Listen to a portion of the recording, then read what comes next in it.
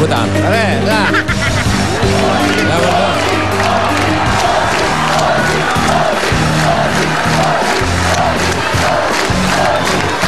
Ito na nga. Ito na nga. Tuloy-tuloy pa rin ang Love Month special dito sa Pinoy Henyo. Kasama naman natin ngayon, Repa Call. Ako gusto kong surpresahin na sarili ko. Ano? Ito, Kasi last week, yung mga Pinoy na nag-asawa ng foreigner. Okay. Ngayon, ang kasama sino natin, ba kasama natin? Makinig kayo. Tayo kaya makinig. Ano, no? Oh, yung mga ano na? Ay, yung mga ikakasal pa lang. Yan. Ikakasal pa lang. Ito ba yung mga nagsama na kahit isang araw o may mga relasyon na? Yan ang aalamin natin. Alamin natin. At sana'y magsabi kayo ng totoo. Oh. Okay, pero bago yan mga kaibigan, kasama naman natin. Total, speaking of mga kinakasama, ito naman po ang kinakasama namin dito. Kasama namin, kinakasama din yon. Saida! Ito ba? Hindi pa. May bumabalakpak na sa'yo. Kaway ka muna sa mga fans mo. Hey. Okay. How are you? Kamusta ang pagsasama? Okay naman. Okay naman. Ikaw ba'y may kinakasama ka na? Wala. Pwede ka makasamahin. Hindi. Dabarkads. Alam mo, yung salitang Tagalog, minsan mabalahura, no? Sa English, maganda sabihin. Maraming salita sa English na maganda. Pero pag sa Tagalog, parang bastos, pero... Parang, pero parte naman ng katawan. Sama-sama na tayo. Okay. Pasasaan ba? Tayo rin magsasama. Sama-sama. Matagal na, di ba? Okay. Paano na to? Ano to? Ano ba? Gusto ko silipin eh. I prepared something that starts with the letter K and the letter P. K and P. Ayan na naman. Masama na naman ang isip mo yan. Pag mga letra. May mga letra bastos eh. Kilawing pato. No? No. KP. Pinaupong kalabaw. Binaligtad ko lang. PK, Kalabaw na pinaupo, pwede, Oo. Kinabayong pusa. Hindi. Bakit?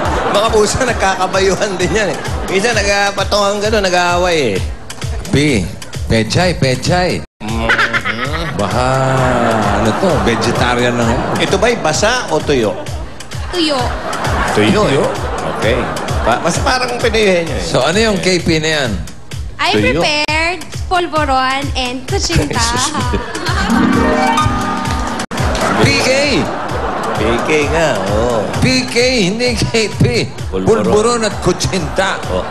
Ayan, Pambira. Nag-ahit ka na naman ng nyog. Pambira ka. May shavings na naman, Yun na yun, ha? Yun na. PK. So, hindi mali. Lumalakad na naman, O sige na nga, mawalang galang na, lumayas na. Okay, ang asawa ng puto, mga kaibigan. Kuchinta. Dahil mga partner eh, kasi yung usapan. Tama. Okay, eto naman ang Dabarkads na dala pwedeng makuha sa elimination round. Ayan po sila. Si Dr. Iliana. May bago opisyo, si Iliana. Doktor. Ano sabi mo, doktor? Dr. Iliana. Doktor Iliana, ha? Ikaw pala may bago kang opisyo. Isa ka ng doktor.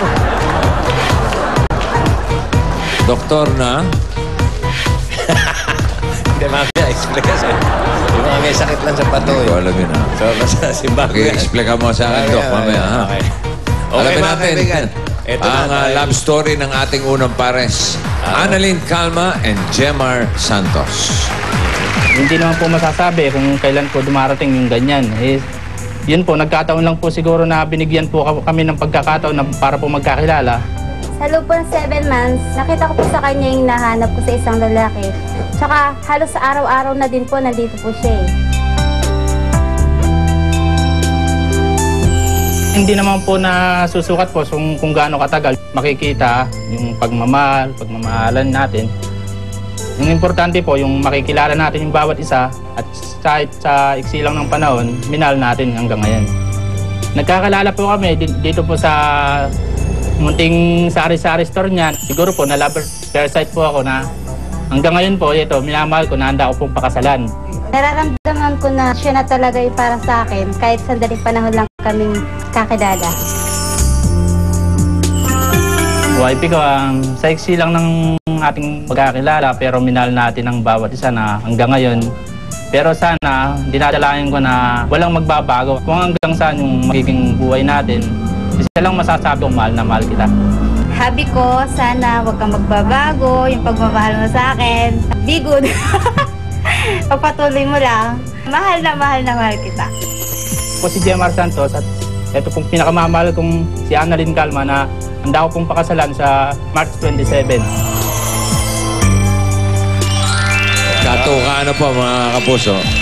May schedule. Ayun na naman, oh. Pati live, oh. Tinira na, oh. So, Annalyn, handa ka na maging Santos. Opo. March Jamie 27. Santos, ha?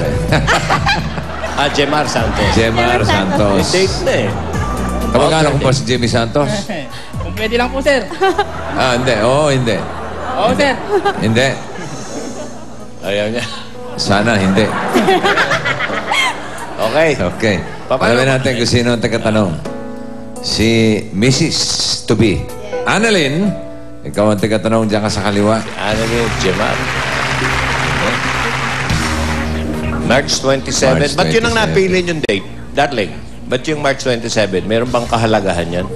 Darling, huy! Annalyn. Ano Wala ba? sa sarili. Bakit nyo napili yung March 27? May halaga ba yun o may kaugnayan sa mga buhay nyo? Wala po. Basta Wala po talaga. napili Trip lang? Anong araw ba yun? Sunday po. Sunday. Araw ng pahinga. Ba't doon kayo nagpakasal? Araw ng pahinga. Dapat araw ng paggawa kayo gumawa. May 1. May 1. Para malaki agad ang pamilya. Number 2, ang nabunot ni Annalyn. Number 2. At ang akin nabunot naman ay... Ano ba? May korporasyon na naman. Bawal na yun. Alam mo, malamang ikaw, nabanggit ko apelyido mo eh. Alam mo. Ayun na nga, oh. Jimmy. Wow, pare. May anong dila ako minsan. Pumapayag kayo eh. Magkano yan, pare? Ay, ba? 20 Jemar, pandagdag sa kasal. Pambili ng kalapate. 20,000. Mahal naman ang kalapate mo. Abay, kulay, berde. Ha? Kulay bete. Paro tata. 20,000. Oo. Okay. Paris yun. Annalyn, lakas ang boses, ha? Ready? 2 minutes. Go. Tao. Sagot. Pangalan ng tao. Artista. Lalaki. Lalaki. Uy, kalbo. Lalaki. Hindi. Tingnan mo. Dinidescribe niya. Lalaki. Hindi. Nervous ba? Hindi. Broadcaster. Tanong. Broadcaster. Broadcaster. Hindi. May teleserye. Hindi. Bata. Hindi. Tanda. Hindi. Pwede. Pwede.